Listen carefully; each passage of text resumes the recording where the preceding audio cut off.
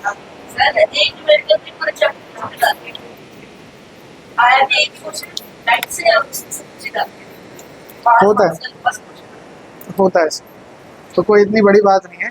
Prepare रहना चाहिए आपको इन चीज़ों के लिए। सर मुझे एक या दो मुझे पार्ट कोई नहीं, दिखाना एक बार, ले आना। बुकलेट में से एक क्वेश्चन आया था, कौन सा आया था बताओ? बुकलेट में से अभी तो तुम्हारा पीटी है तो एक आधा मिल रहा है, अभी तुम जैसे जैसे आगे जाओगे ना, mid term, pre board, board, booklet में से बहुत सारे क्वेश्चन ऐसे मिलेंगे सेम टू सेम, वैल्यूज भी सेम मिलेंगी, काफ़ी सारी चीज़ें होंगी। और इवन अब तो भी स्कूल कर रहे हो, स्कूल में जो टीचर्स करा रहे हैं वो क्वेश्चन तो ज़्यादा अच्छे से करना, क्योंकि जो टीचर पढ़ा रहा है वही तो बनाएगा पेपर।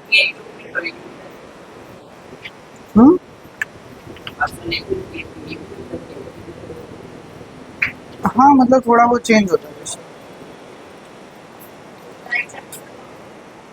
हाँ जी,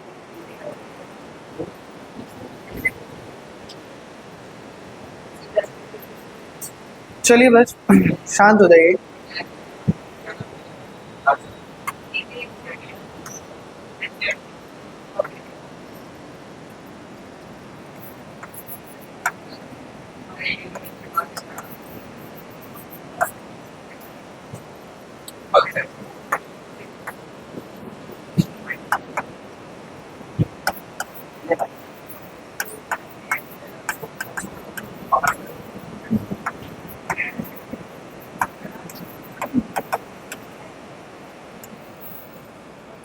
चलिए देखिए, चैप्टर का नाम क्या है? चैप्टर का नाम है लाइट, रिफ्लेक्शन एंड रिफ्रैक्शन। देखिए सबसे पहले ना हमें ये पता होना चाहिए, शांत हो जाइए, सबसे पहले हमें ये पता होना चाहिए कि what do we mean by the term light. Chapter के नाम का मतलब समझेंगे तो पहला वर्ड तो पता होना चाहिए ना कि भाई लाइट क्या होता है, बताओ व्हाट इज लाइट। बिल्कुल, कि भाई जो लाइट है ना, what is light, it is a form of energy. Obvious सी बात है, आप पढ़ते हो अलग अलग तरीके की एनर्जी है, kinetic energy, potential energy, light energy, heat energy, sound energy, तो अलग अलग तरीके की एनर्जीज हैं। तो light is one of the energy. अब बात यह है कि लाइट हमारा क्या किस चीज़ में मदद कर रही है। बिल्कुल, हाँ बिल्कुल, मान लीजिए कि इस रूम में अभी लाइट बंद कर दी जाए, आप अपनी नोटबुक में देखेंगे, बुक में देखेंगे तो आपको दिखाई देगा क्या? नहीं, आपको दिखाई नहीं देगा। तो भाई जो लाइट है it is a form of energy, और ये क्या कर रही है, ये हमारी मदद कर रही है ऑब्जेक्ट्स को देखने में, ऑब्जेक्ट्स को देखने में। तो हमने क्या कहा, it is a form of energy that gives us sensation of vision, लिख दो, या मैं लिख दूं सेंसेशन ऑफ सीइंग समथिंग। कि लाइट क्या है, लाइट एनर्जी की एक ऐसी फॉर्म है जो हमें कुछ चीजें देखने में मदद कर रही है। अब मान लो कि एक जगह आप खड़े हो और सामने एक दूसरा पर्सन खड़ा है, आप उसको देखना चाहते हो, तो लाइट किसके ऊपर पड़े, आपके ऊपर पड़े या उसके ऊपर पड़े? अगर आप अंधेरे में खड़े होगे तो आपको दिखाई देगा वो? हाँ दिखाई देगा, इसमें सोचने की बात क्या है। आप अंधेरे में खड़े हो लेकिन सामने रोशनी है तो दिखाई देगा ना। तो जिस चीज को आप देखना चाहते हो उसके ऊपर जब लाइट पड़ेगी, असल में आपको क्यों दिखाई दे रहा है, आपको जिस भी ऑब्जेक्ट को देखना है, जब लाइट आकर इसके ऊपर फॉल करेगी तो इसकी बॉडी क्या करेगी, लाइट इससे टकराने के बाद बाउंस बैक होगी। यहाँ आप खड़े थे, आपकी आइज तक जब ये लाइट पहुंचेगी तो आपको ये पर्सन दिखाई देगा। अगर यहाँ पर ये लाइट होती ही नहीं, मान लो ये लाइट यहाँ से मैं गायब कर दूं, तो क्या इसके ऊपर कोई लाइट फॉल होगी? नहीं, लाइट फॉल नहीं होगी तो क्या बाउंस बैक होकर आपकी आइज तक पहुंचेगी? नहीं, तो आपको ये पर्सन दिखाई नहीं देगा। तो अगर आप चाहते हो आपको चीजें दिखाई दें तो चीजों के ऊपर लाइट फॉल होना बहुत जरूरी है। If there is no light there is no vision. यहाँ तक बात क्लियर है सबको? तो लाइट क्या कर रही है, चीजों को देखने में मदद कर रही है। अब लाइट जो है वो किस फॉर्म में ट्रैवल करती है हमने डिस्कस किया। अब आप बार बार एक वर्ड यूज करते हो कि सर सन रेस, तो सन से क्या हो रहा है, सन से रेस निकल कर आ रही है, सन से क्या हो रहा है, ले लो सन से क्या हो रहा है, सन से रेज निकल कर आ रही है। तो जो लाइट है, light always travels in the form of rays. आपको पता है ये जो रे वर्ड है ये आपको लाइंस एंड एंगल्स में पढ़ाया जाता है। तेजस अंशुमन बात नहीं करो, जो ये रे वर्ड है ये आपको लाइंस एंड एंगल्स में पढ़ाया जाता है और आपको बताया जाता है कि रे क्या होता है। रे वो होता है जिसके पास एक स्टार्टिंग पॉइंट तो होता है लेकिन कोई एंडिंग पॉइंट नहीं होता। इस तरीके से पढ़ता है। जैसे सन रेज है, सन रेज के पास एक स्टार्टिंग पॉइंट तो है सन, लेकिन कोई एंडिंग पॉइंट नहीं है, जहां तक जा रही है। तो दैट्स वाई उसे क्या बोलते हैं, रेज बोलते हैं। सन से आती हुई किरणें सन रेज। ठीक है, अब now coming to the next topic which is reflection. Which is reflection. Guys what do you understand by the term reflection? आपने 8th क्लास में पढ़ा है बाउंस बैक। ठीक है, बाउंस बैक से पहले हम एक कंसेप्ट, मैं आपको एक कंसेप्ट बताना चाहता हूं, आप मेरी मदद करना इस कंसेप्ट को समझने में। मान लीजिए ये एक सरफेस है और जो लाइट रेज हैं वो आके इस सरफेस के ऊपर कुछ इस तरीके से फॉल करी। अब यहाँ पर ना कुछ पॉसिबिलिटीज हैं। Do you know how many possibilities are there if a light ray is falling on a surface? Let me tell you, there are 3 possibilities.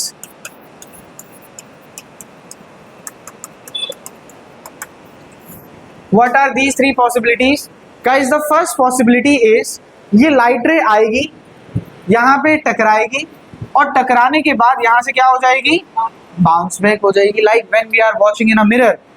So what is happening? The light rays are going and striking on the surface of the mirror because the surface of the mirror is shiny and well polished। तो वो क्या हो जाएगी, उससे strike कर कर bounce back हो जाएगी। यानी ये क्या हो जाएगी, यहाँ से रिफ्लेक्ट हो जाएगी। क्या हो जाएगी, रिफ्लेक्ट हो जाएगी। यानी क्या हो जाएगी, इन शॉर्ट सर ये यहाँ से टकरा कर बाउंस बैक हो जाएगी। क्या हो जाएगी, बाउंस बैक हो जाएगी, टकरा कर वापस आ जाएगी। What is the second possibility? Second possibility is, absorption पर आएंगे, but the second possibility is a light ray came and that light ray strikes on the surface। जैसे मान लो इन ग्लासेस की बात कर लो, लाइट रे है, लाइट रे जाकर इन सरफेस पे स्ट्राइक कर रही है। अब स्ट्राइक करने के बाद क्या टकरा कर वापस आ जा रही है? नहीं, नेक्स्ट रूम में जा रही है। मान लो अगले रूम में सारी लाइटें बंद है, तो मैं इस रूम की लाइटें जलाऊंगा, बोलो वहां पे थोड़ी सी रोशनी होगी नहीं होगी? बिल्कुल होगी। यानी लाइट रे क्या हो, इससे पास थ्रू हो गई। क्या हो, इससे पास थ्रू हो गई। But what do we observe?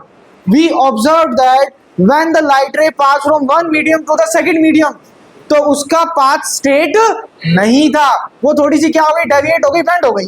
क्या हो गई, डेविएट हो गई, बेंड हो गई। यानी ये सीधी नहीं गई, ये सीधी जाने की जगह ये क्रॉस तो हुई, लेकिन ये थोड़ी सी क्या हो गई, टेढ़ी हो गई, थोड़ी सी बेंड हो गई, थोड़ी सी क्या हो गई, बेंड हो गई। यानी the light ray is travelling from one medium to another, one medium to another, its path get bent, its path get bent। So what do we understand by this term? अच्छा अभी हम वापस से discuss करेंगे सब कुछ। अभी सिर्फ इतना लिख लो, बेंडिंग। बेंडिंग क्या हो रही है यहाँ पे, बेंडिंग हो रही है। ठीक है, ये बेंडिंग भी छोड़ो ना, इतनी मेहनत भी क्यों कर रहे हो। पहला केस क्या था, बाउंस बैक। पहला केस क्या था, बाउंस बैक। दूसरा केस आप समझ लो क्या हो जाएगी, पास थ्रू। क्या हो जाएगी, पास थ्रू। यानी एक मीडियम एक सरफेस से दूसरे सरफेस में चली जाएगी, आर पार चली जाएगी। थर्ड जो आप काफी देर से मुझे बता रहे हैं कि सर एक ऐसा सरफेस मिल जाए, कि सर एक ऐसा सरफेस मिल जाए जो लाइट रे को क्या करे ना, जब लाइट रे आकर इस पे गिरे, जब लाइट रेज आकर इस पे गिरे तो ये लाइट रे को क्या कर ले, एब्जॉर्ब कर ले। सर ये एब्जॉर्ब वाला कैसे है? सर रिफ्लेक्शन वाला हमें समझ में आ गया, मिरर रिफ्लेक्ट कर रहा है। हमें सर पास थ्रू वाला समझ में आ गया, जो ग्लास यहाँ पे लगे हुए हैं ये पास थ्रू कर रहे हैं। एब्जॉर्ब वाला क्या बोलते, गर्मी में ना ब्लैक कलर के कपड़े मत पहन। क्यों? क्योंकि जैसे ही सनराइज गिरेगी उसे क्या कर लेगा, एब्जॉर्ब कर लेगा। जनरली क्या होता है, जो ब्लैक कलर है, ब्लैक कलर के ऊपर जितनी भी लाइट रेज आकर गिरती है वो सभी लाइट रेज को क्या कर लेता है, एब्जॉर्ब कर लेता है, जिस वजह से हमें गर्मी फील होती है।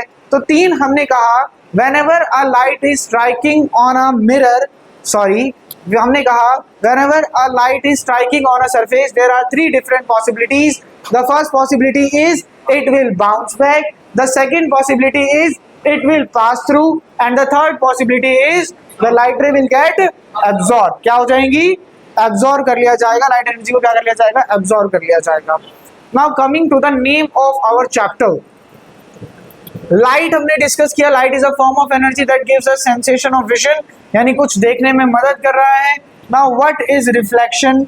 What is reflection?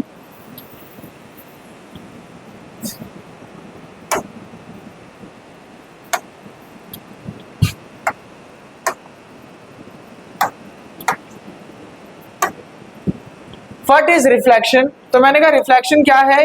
Reflection is the bouncing back, reflection is the bouncing back of light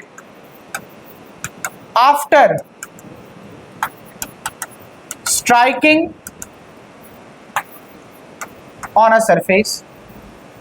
कि किसी भी सरफेस पे स्ट्राइक करने के बाद अगर जो लाइट है, अगर किसी भी सरफेस पे स्ट्राइक करने के बाद जो लाइट रे है, अगर वो लाइट रे क्या हो जाए? बाउंस बैक हो जाए. क्या हो जाए? बाउंस बैक हो जाए. उस फिनोमेना को क्या कहा जाता है? रिफ्लेक्शन. क्या कहा जाता है? रिफ्लेक्शन. मुझे बताओ अगर यहां तक कोई प्रॉब्लम लग रही है तो, कि जब लाइट रे किसी भी सरफेस पे टकरा के क्या हो जाए? बाउंस बैक हो जाए. That phenomena is known as reflection. ये हमने डिस्कस किया. अब थर्ड है रिफ्रैक्शन. अच्छा, रिफ्लेक्शन के बारे में अगर हम थोड़ा सा और डिस्कस करें, बेसिक्स डिस्कस करें, तो मैंने कहा सपोज करो कि ये एक सरफेस है. ये जो मैं पीछे लाइंस ड्रॉ कर रहा हूं, दे इंडिकेट्स दैट जो सरफेस है वो कैसा है? पॉलिश्ड है, यानी पीछे से इसे पॉलिशिंग की गई है. Now what is happening over here? A light ray is coming and striking on the surface of the mirror. एक लाइट रे आई,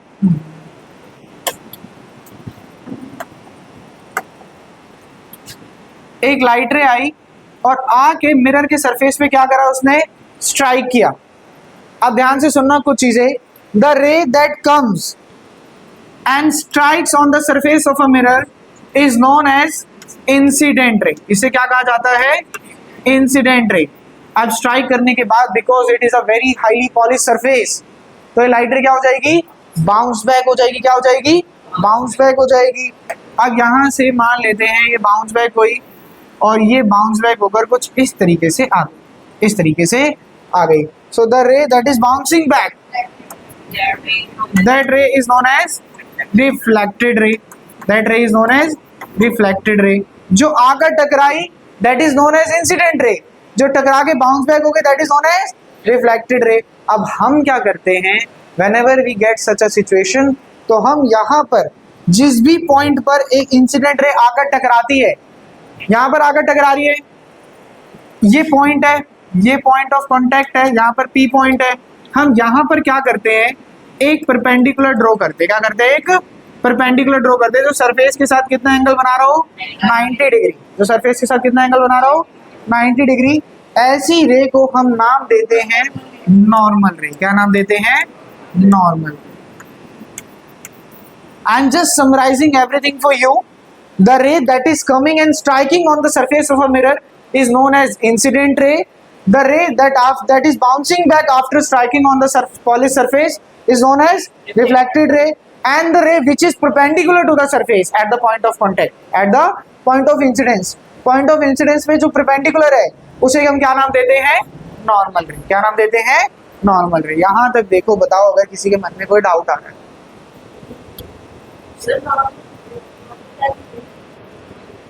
नॉर्मल रे क्योंकि बिकॉज ये यहाँ से ओरिजिनेट हो रही है, आप जितना चाहो आगे बढ़ा दो इसे. कर रही?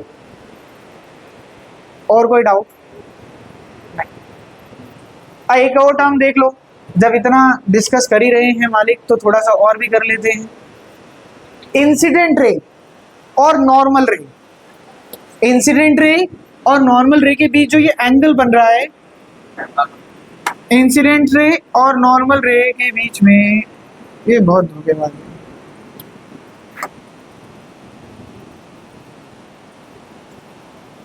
यही रहती। Yes, so the angle between the incidence ray and the normal ray, this angle is known as angle of incidence. क्या कहा जाता है? Angle of incidence denoted by angle I. किससे डिनोट किया जाता है? Angle I. And the angle between the reflected ray and the normal ray, the angle between the reflected ray and the normal ray is represented by angle r, and this angle r is known as angle of reflection, is known as angle of reflection. So guys, this should be very clear to you that there is a surface. We are just drawing these lines because it is a polished surface. The ray that is striking on the surface is known as incident ray. The ray which is bouncing back is known as reflected ray. The perpendicular to the surface is known as normal ray. The angle between the incident ray and the normal ray is known as angle of incidence. The angle between the reflected ray and the normal ray is known as the angle of reflection. It is being represented by angle small r. बोलो यहाँ तक अगर किसी के मन में कोई भी दिक्कत आ रही है तो बताओ। कोई इशू नहीं है, सब क्लियर है? चलो शाबाश। अब आगे बढ़ते हैं नेक्स्ट टॉपिक की तरफ, विच इज रिफ्रैक्शन।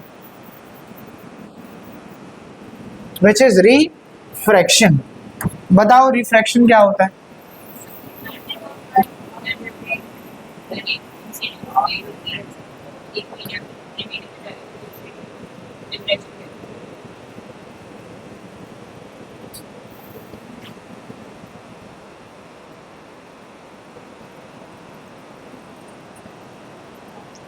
क्या कहते हैं?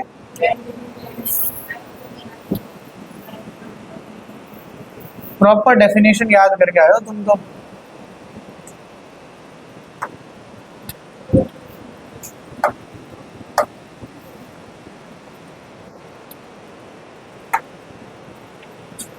पहले जितना ही आ गया, थोड़ा सा इधर हुआ, थोड़ा सा गैप कर। आओ देखो, now what is refraction? Refraction क्या है? तो मैंने कहा कि देखो हमने तीन पॉसिबिलिटी पढ़ी थी। पहला तो बाउंस बैक हो जाएगा, एक हमने पढ़ा एब्जॉर्ब हो जाएगा। देखो एब्जॉर्ब हो गया तो बात ही खत्म हो गई, सारी लाइटें चली गई, ठीक है। तीसरा क्या पढ़ा? जब पास थ्रू हो जाएगा तो क्या है? तो थोड़ा ध्यान से देखना कि ये भाई रिफ्लेक्शन हो रहा है। इसमें क्या हो रहा है? जब लाइट रे एक मीडियम से दूसरे मीडियम में ट्रैवल कर रही है।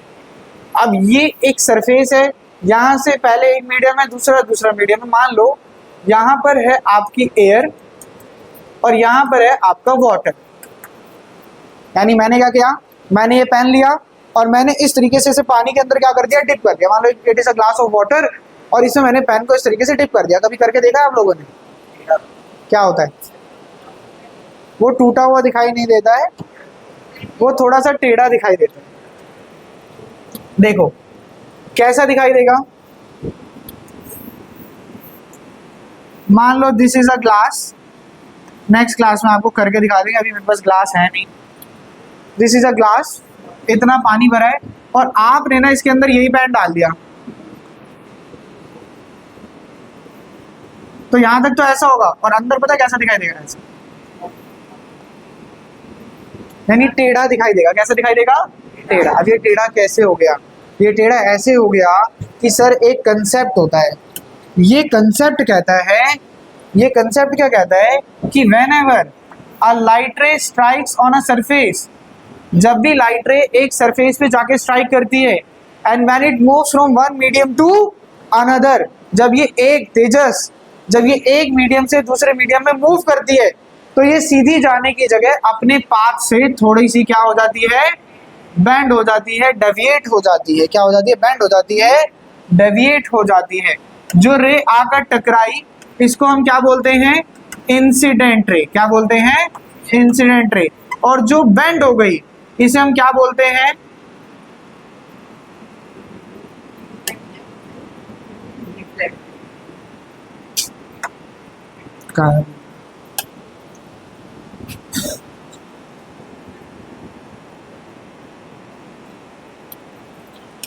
यस, जो रे आकर टकराती है that is known as incident ray, और जो बाउंस बैक हो जाती है that is known as, bounce नहीं, जो पास थ्रू होके थोड़ी सी बेंड हो जाती है, that is known as refracted ray, that is known as refracted ray. Summarise कर रहा हूं, ध्यान से सुनेंगे। The ray that is coming and striking on the surface is known as incident ray, and pass through होने के बाद जो बेंड हो जाएगी that is known as refracted ray. And this phenomena, which phenomena, मैंने कहा द फिनोमेना, एक minute, the phenomena of bending of light rays while passing from one medium to while passing from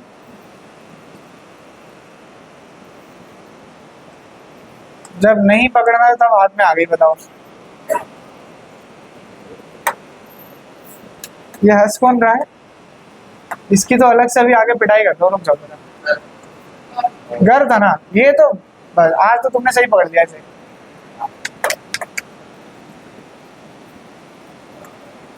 अच्छा, इसमें एक issue ये भी है ना कि जब इसको लास्ट का अंडू करो ना, लास्ट वाला स्टेप, तो ये अंडू भी नहीं होता।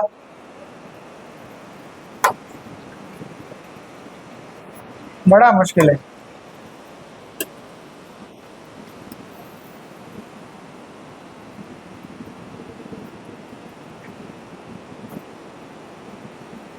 गलत जगह से आ गई। From one medium to another, from one medium to another. तो क्या कह रहा है, ध्यान से देखो। अभी तक हमने जो चीजें डिस्कस करी हैं, हमने सबसे पहले बोला लाइट क्या है, it is a form of energy that gives us sensation of seeing something, that gives us sensation of seeing something. What is reflection? The bouncing back of light रे on passing from one the bouncing back of light ray after striking to a surface। जब light रे आए एक surface पे strike करके क्या हो जाए, बाउंस बैक हो जाए, that is known as reflection. और पास थ्रू हो जाए लेकिन थोड़ा सा अपनी जगह से क्या हो जाए, बेंड हो जाए, that is known as refraction.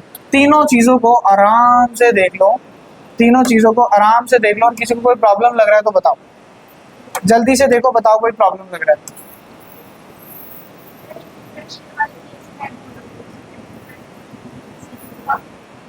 अभी तो मैंने एंगल बताया नहीं था तेजस,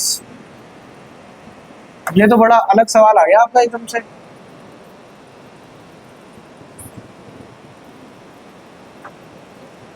बताओ, अभी तो मैंने एंगल के नाम ही नहीं बताया आपको।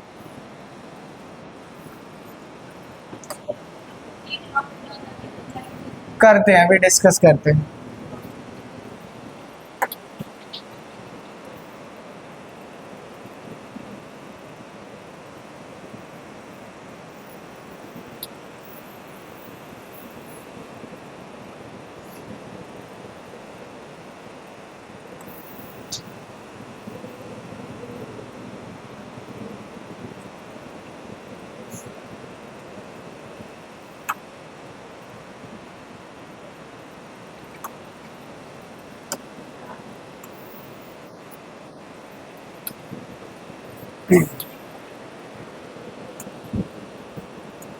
अच्छा देखो, अब इन्होंने, तेजस ने क्वेश्चन तो पूछ ही लिया है, तो उस क्वेश्चन तक पहुंचने से पहले आप मेरी बस इतनी मदद कर दो,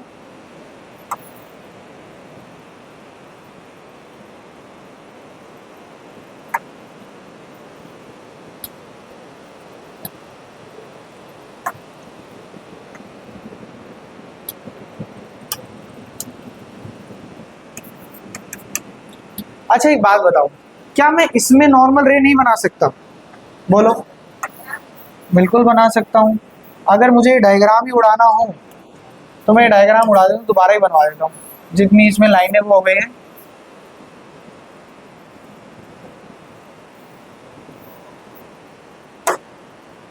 अच्छा उड़ाओ।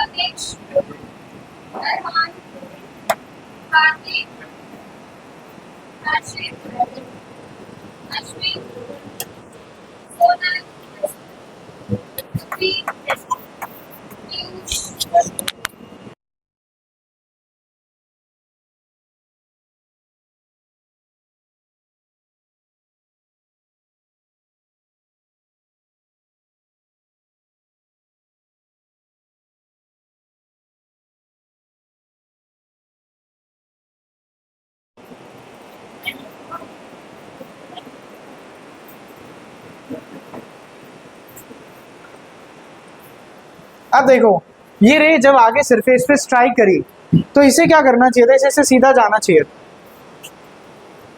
But as it is moving from one medium to another, मान लो यहाँ वाला मीडियम क्या है, एयर, और यहाँ वाला मीडियम क्या है, वाटर।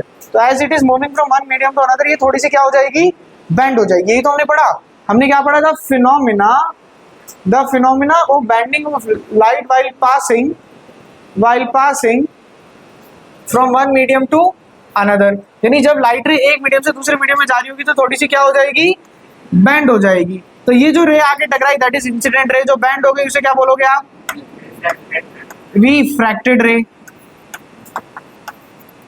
अब क्या करो, यहां पे एक नॉर्मल बना दो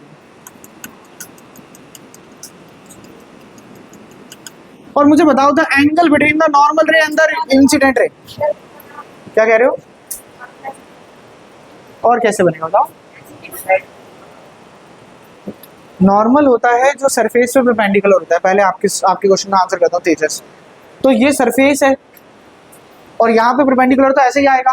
पहले तुम्हारा सवाल सुनो, उधर इसलिए पीछे नहीं बनाया था क्योंकि पीछे रे नहीं थी, लेकिन यहाँ पे तो दूसरी साइड पे एक रे जा रही है ना, तो नॉर्मल तो उसके लिए भी सेम रहेगा। इंसिडेंट रे और नॉर्मल रे के बीच जो एंगल बनता है that is known as angle of incidence. Normal ray और रिफ्लेक्टेड रे के बीच जो एंगल बनता है उसे क्या बोलेंगे, एंगल ऑफ रिफ्लेक्शन। रिफ्लेक्शन नहीं, angle of refraction. Guys any how, क्या आपको ये दोनों एंगल इक्वल नजर आ रहे हैं? नहीं, ये दोनों एंगल इक्वल नहीं होते। तेजस समझ गए, ये दोनों एंगल इक्वल नहीं होते। इस केस में होते हैं, इसमें होते हैं। लॉ ऑफ रिफ्लेक्शन होता है, लॉ ऑफ रिफ्रैक्शन में नहीं बोलता कभी भी कि angle of incidence is equal to angle of refraction. वो सिर्फ यहाँ पर है, वो रिफ्लेक्शन के लॉ होते हैं, वो लाइट के लॉज नहीं होते। हाँ हाँ, जाओ जाओ जाओ, भागो भागो। यहाँ तक अगर किसी के मन में कोई भी डाउट आ रहा है तो बताओ।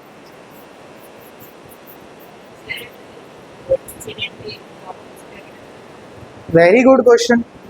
ये एक ऐसा क्वेश्चन है, पूरा पूरा चैप्टर खत्म हो जाता है, बच्चे तब भी नहीं पूछते और पेपर में आता है फिर सीधा।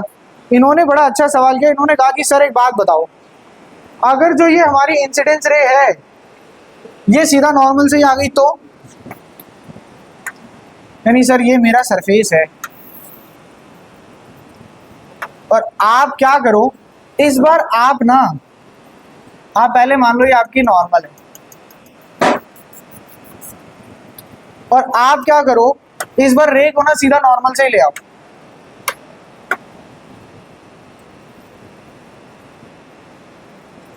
तो आपको ना लॉ ऑफ रिफ्लेक्शन पढ़ाए जाएंगे अभी थोड़ी देर में ना, उसमें बताया जाएगा कि जितना एंगल ऑफ इंसिडेंस होता है उतना ही क्या होता है, एंगल ऑफ रिफ्लेक्शन भी होता है। जितना एंगल ऑफ इंसिडेंस होता है उतना angle of reflection. Angle of incidence क्या था sir, the angle between the normal रे एंड द इंसिडेंट रे। आप मुझे देखकर बताओ प्रत्युष कि यहाँ पर इंसिडेंस रे ये रही और नॉर्मल रे भी ये रही, इन दोनों के बीच में एंगल कितना है,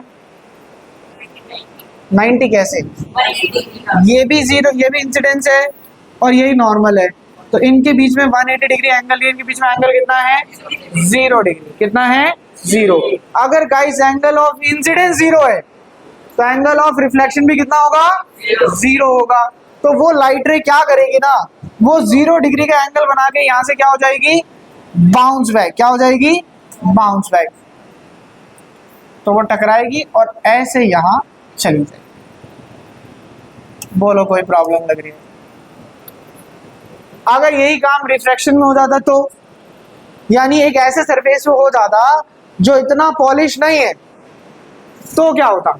अभी तो जो मैंने सरफेस लिया गाइस, वो मैंने ना पॉलिश सरफेस लिया था, लेकिन अगर सरफेस पॉलिश ना हो तो ये सरफेस है और लाइट रे इसमें से पास थ्रू होने वाली थी। क्या होने वाली थी? Pass through. अब वो आ गई नॉर्मल, तो भी ये बिना किसी डेविएशन के कैसी चली जाएगी? बिल्कुल सीधी चली जाएगी, कोई चेंज देखने को नहीं मिलेगा। जब आप बहुत अच्छे से चैप्टर पढ़ लोगे और बहुत एक्स्ट्रा क्वेश्चंस करोगे तो ऐसा एक क्वेश्चन आपको देखने को मिलेगा, मैं कराऊंगा आपको क्लास में। हाँ हाँ, बताओ बताओ बताओ। आपको एक ऐसा क्वेश्चन देखने को मिलेगा, आपको बोलेगा कि एक सर्कल है और सर्कल के सेंटर से ऐसे लाइट रे ओरिजिनेट हो रही है, तो यहाँ जाके ना ऐसे सीधी चली जाएगी। कैसी चली जाएगी? सीधी चली जाएगी। यहाँ से आ रही है, सेंटर की तरह डायरेक्टेड है, तो ऐसे सीधी आ जाएगी बिना किसी डेविएशन के। तो आपसे पूछेगा क्यों ऐसे सीधी क्यों आ गई, तो आप यही आंसर बताओगे कि जो सेंटर से परपेंडिकुलर ड्रॉ करोगे आप, जो यहाँ तो परपेंडिकुलर हो ही नहीं सकता सर्कल में। सर्कल में परपेंडिकुलर कैसे ड्रॉ करा जाता है? सर्कल में पहले ड्रॉ करते हैं हम एक टेंजेंट। क्या ड्रॉ करते हैं पहले? हम एक टेंजेंट। तो मैंने क्या किया, मैंने यहाँ पर एक टेंजेंट ड्रॉ करा और फिर टेंजेंट पे परपेंडिकुलर ड्रॉ करते। बहुत नालायक।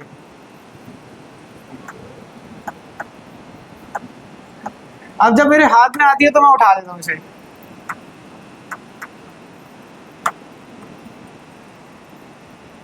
यस, लॉक नहीं करा अभी भी, देखो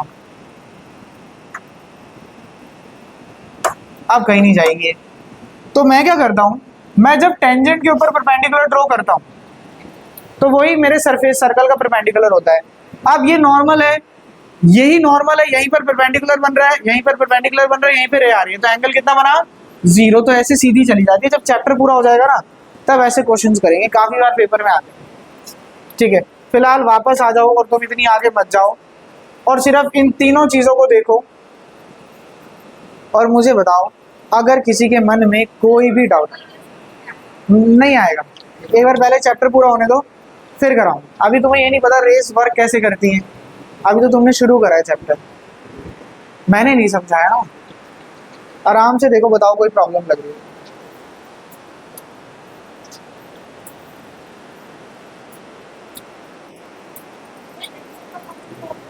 अरे अरे,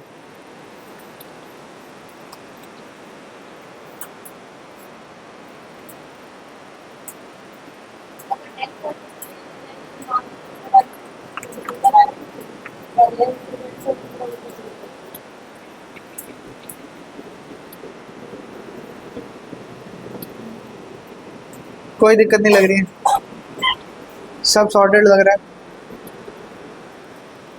ठीक, ये सब लिख रहे हो क्या? Very good. नहीं, नोट्स नहीं दूंगा, शेयर कर दूंगा। ये वैसे लिखवाना तो मैं नेक्स्ट क्लास से स्टार्ट करूंगा, आज सिर्फ आपको कुछ कंसेप्ट बताओ।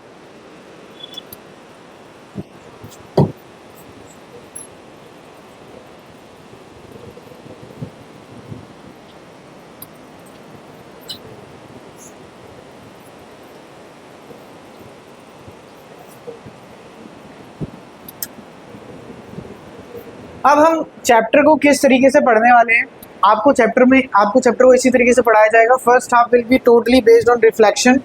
रिफ्लेक्शन क्या होता है, किस तरीके से वर्क करता है, डायग्राम्स कैसे बनते हैं, उस पे बेस्ड साइन कन्वेंशन, न्यूमेरिकल्स, पूरा रिफ्लेक्शन के बारे में पढ़ोगे।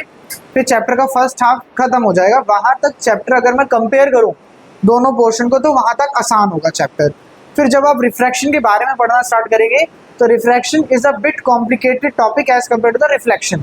चीज़ें वही सारी बहुत रहेंगी इसके अंदर, लेकिन जो नया जुड़ेगा that will be a little bit more complicated as compare to the reflection. तो वो पोर्शन थोड़ा सा डिफिकल्ट रहेगा। अभी जो हम पढ़ेंगे वो सब कुछ बड़ा आसान है। ठीक है, यस। न्यूमेरिकल्स डिफिकल्ट नहीं है, आप देखो, आपको जब मैं कराऊंगा न्यूमेरिकल्स आप बताना डिफिकल्ट लगे तो। आपको जब मैं कराऊंगा उसके बाद बताना डिफिकल्ट लग रहे नहीं लग रहे।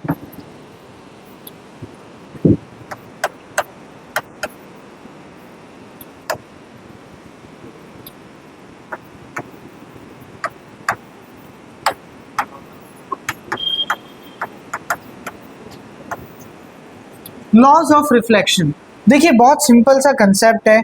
आपने कहा कि सर कुछ सिचुएशन होगी जिसमें एक सरफेस होगा, बड़ा पॉलिश होगा, एक रे आएगी जिस रे को आप क्या नाम दे दोगे, इंसिडेंट रे। क्या नाम दे दोगे, इंसिडेंट रे। एक रे यहां से चली जाएगी जिसको आप क्या नाम दे दोगे, रिफ्लेक्टेड रे। इंसिडेंट रे और रिफ्लेक्टेड रे, ठीक है। आपने कहा कि सर यहाँ पे हम एक नॉर्मल भी बनाएंगे, तो ये हमारा क्या हो जाएगा, नॉर्मल। फिर आपने मुझे बताया कि सर नॉर्मल और इंसिडेंट रे के बीच जो एंगल बनेगा that will be known as angle of incidence, और इसे क्या बोला जाएगा, angle of reflection. First law क्या कहता है, लॉज ऑफ रिफ्लेक्शन में ध्यान से सुनना, there are two laws of reflection. 8th class में सब लोग पढ़कर आए हो ये सब, ठीक है। मैं फिर भी रिवाइज करा रहा हूँ आपको। पहला लॉ क्या कहता है, पहला लॉ कहता है the angle of incidence is always equal to angle of reflection. कि जो एंगल ऑफ इंसिडेंस है, यानी the angle between the incident ray and the normal ray, the angle between the reflected ray and the normal ray, जो ये angle हैं, ये angle हमेशा कैसे होते हैं, इक्वल होते हैं। Angle of incidence is equal to angle of reflection. This is the first law of reflection, ठीक है। ये बड़ा इजी है, सबको याद रहता है। सेकंड थोड़ा सा बच्चे परेशान रहते हैं, आप ध्यान से समझ मेरी बात। देखो मान लो कि ये वाला जो रे है, ये वाला जो रे है, ये इंसिडेंस रे है। ये आया, ये एक सरफेस पे इस तरीके से स्ट्राइक किया, right. This is the reflected रे। रिफ्लेक्टेड रे ने यहाँ पे स्ट्राइक करने बाद किया, बाउंस बैक किया। क्या किया, बाउंस बैक। और यहीं पर मैंने क्या ड्रॉ कर दिया है, नॉर्मल रे। तो द इंसिडेंट रे, the reflected ray and the normal at the point of incidence, कि वो नॉर्मल जो मैंने कहा ड्रॉ करा, पॉइंट ऑफ इंसिडेंस। याद है मैंने आपको पॉइंट ऑफ इंसिडेंस के बारे में बताया था।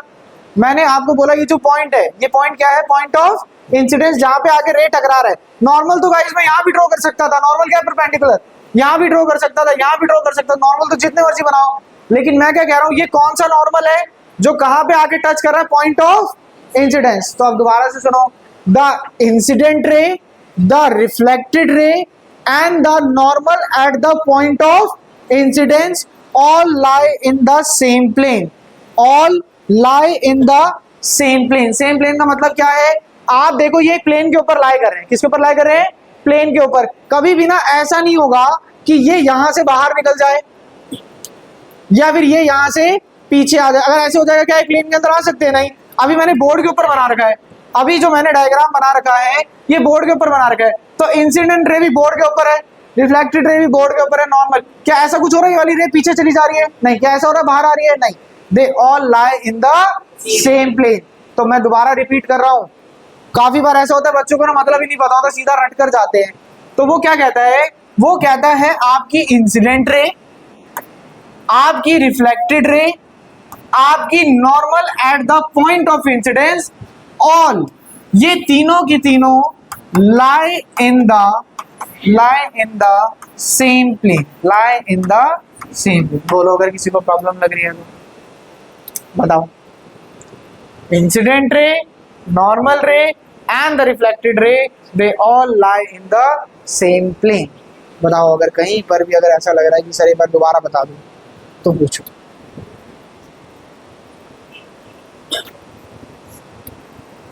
कहीं नहीं लग रहा, सब सॉर्टेड लग रहा है, ठीक है। अब कुछ बातें सुनो।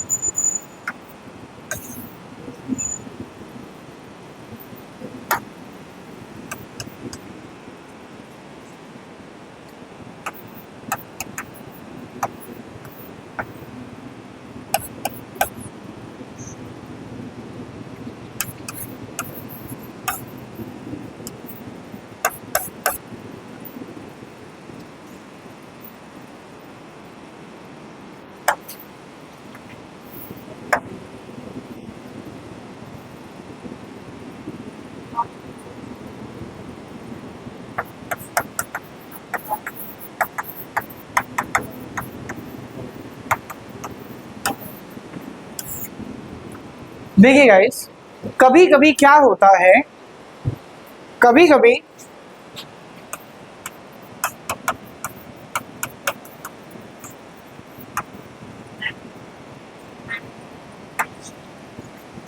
कि जो मेरा ऑब्जेक्ट है ना उसका साइज इतना होता है, लेकिन इमेज का साइज इतना होता है। यानी ऑब्जेक्ट तो छोटा सा था और इमेज बनी बहुत बड़ी, इमेज बनी बहुत बड़ी। ऐसी इमेज को हम बोलते हैं एनलार्ज्ड। क्या बोलते हैं? एनलार्ज्ड। लेकिन क्या उल्टा नहीं हो सकता था? उल्टा भी तो हो सकता था कि ऑब्जेक्ट और इमेज, मैंने जब ऑब्जेक्ट बनाया तो ऑब्जेक्ट का लेंथ इतना था और इमेज का लेंथ इतना हो गया, तो इस केस में इमेज कैसी हो गई? छोटी हो गई। छोटी इमेज को क्या बोलते हैं? छोटी इमेज को बोलते हैं डिमिनिश्ड। क्या बोलते हैं? डिमिनिश्ड। अगर इमेज बड़ी बन रही है तो एनलार्ज, छोटी बन रही है तो डिमिनिश्ड। ऐसा भी तो पॉसिबल है उतनी ही बन जाए।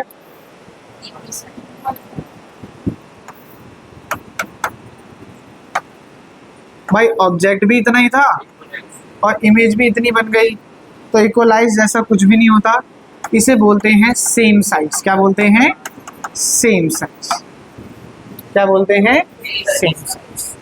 तो साइज के बेसिस पे इमेज ऐसे हो सकते हैं। किसी ने एनलार्ज ऐसी इमेज देखी है? बड़ी इमेज, छोटी इमेज देखी है? आज एक काम करना, घर पे जाना, एक शाइनी सा स्पून लेना, थोड़ा बड़ा स्पून ले लेना, ठीक है, और उसमें ना अपनी इमेज देखना दो तरफ से। एक तरफ से जहाँ से खाते हो और एक तरफ से जहाँ से नहीं खाते, ठीक है।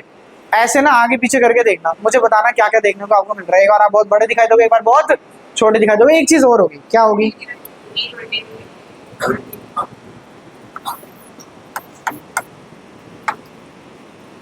एक बार आप सीधे दिखाई दोगे। सीधे मतलब आपका सर ऊपर है तो आपकी फोटो का सर भी कैसा होगा?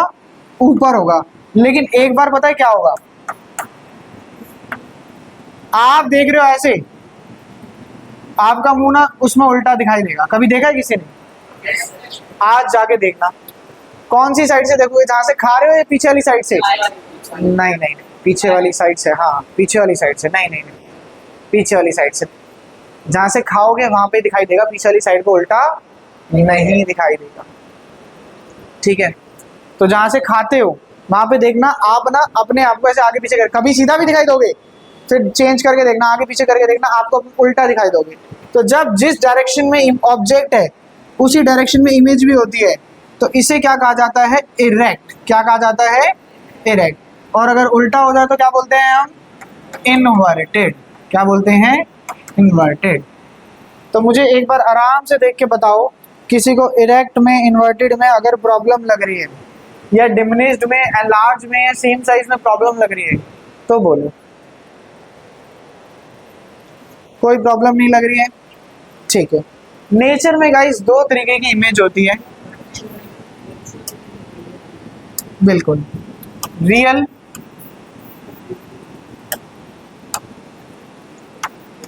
और वर्चुअल। रियल और वर्चुअल का डायग्राम आज मैं नहीं बताऊंगा आपको। क्यों नहीं बताऊंगा? क्योंकि मैं, जब हम अगली क्लास में इन चीज़ों के बारे में लिखना स्टार्ट करेंगे तो हम एक कंसेप्ट के बारे में पढ़ेंगे, स्फेरिकल मिरर। जब हम स्फेरिकल मिरर के बारे में पढ़ेंगे तो वहां पर एक टर्म आएगा फोकस। मैं फोकस के बारे में समझाते हुए आपको ज़रूर बताऊंगा, लेकिन आपको इतना ज़रूर बता सकता हूँ कि कुछ कंसेप्ट्स ऐसे होते हैं, कभी कभी क्या होता है, रेज ना सच में एक दूसरे से इंटरसेक्ट कर रही होती है। जो आपने रेज बनाया, एक रे मान लो ऐसे जा रही है, दूसरी रे ऐसे जा रही है, और ये सच में एक दूसरे को टच कर रही है। तो बस इतना अभी के लिए समझ लो, अगर ये सच में एक दूसरे को टच कर रही है तो इमेज कैसी बनती है? रियल। कैसी बनती है? रियल। कभी कभी क्या होता है, एक ऐसा सरफेस होता है जिसपे टकराने के बाद जो रेज हैं वो बाउंस बैक हो जाती हैं, और कुछ इस तरह से बाउंस बैक हो जाती हैं कि वो कभी भी आगे जाकर नहीं मिलेगी। क्या ये रेस कभी भी आगे जाकर मिलेगी? नहीं। तो हम क्या करते हैं, हम इन्हें रफली ऐसे ट्रेस करते हैं और यहाँ पे हमें मिलती हुई दिखाई देती है, सिर्फ असल में नहीं मिलती, मिलती हुई दिखाई देती है। उन इमेजेस को हम वर्चुअल बोल देते हैं। अब सर ये इतना बड़ा डायग्राम कहाँ से आ गया, हमें तो कुछ समझ आएगा नहीं।